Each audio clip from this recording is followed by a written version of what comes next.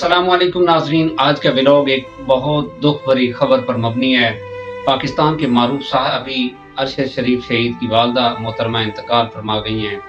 अरशद शरीफ साहब जो पहले अपने बेटे की शहादत का गम दिल में लिए इस दुनिया से रुखसत हुए, अब उनकी वालदा भी अपने खले की हकीकी सी जा मिली।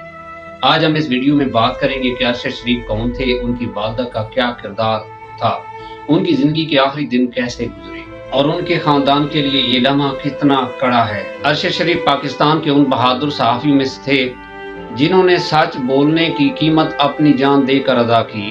अक्टूबर 2022 में उनका कीनिया में कत्ल एक बैनुल-अक़वामी सतह पर ज़ेर बहस वाक़या बन गया।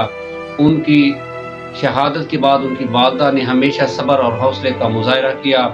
वो बार बार ये कहती थी कि मेरा बेटा सच की राह पर था और मैं अल्लाह के फैसले पर राज़ी हूँ। लेकिन एक माँ के दिल में बेटे की जुदाई का गम कभी ख़त्म नहीं होता। अरशद शरीफ की वालदा का ताल्लुक एक बाइज़्ज़त और तालीम याफ्ता ख़ानदान से था। उन्होंने हमेशा अपने बच्चों को मेहनत, दयानत और हक़ गोई का सबक दिया। बेटे की शहादत के बाद भी उन्होंने कभी शिकवा या इल्ज़ाम तराशी नहीं की, बल्कि हमेशा दुआ और सब्र को तरजीह दी।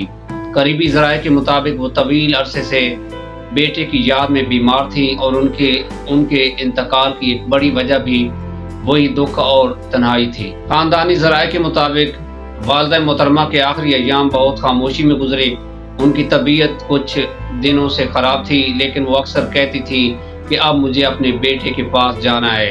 ये जुमला सुनकर सुनने वाले भी रो पड़ते थे। अरशद शरीफ की वालदा का जनाजा उनके आबाई इलाके में अदा किया गया, जिसमें अहले खाना, दोस्त अहबाब, सहाफ़ी बरादरी और अवाम की बड़ी तादाद ने शिरकत की। वालदा के इंतकाल की खबर आते ही सोशल मीडिया पर दुख और अफसोस का तूफान आ गया। लोगों ने ट्विटर, फेसबुक और यूट्यूब पर ताज़ीती पैगामात शेयर किए।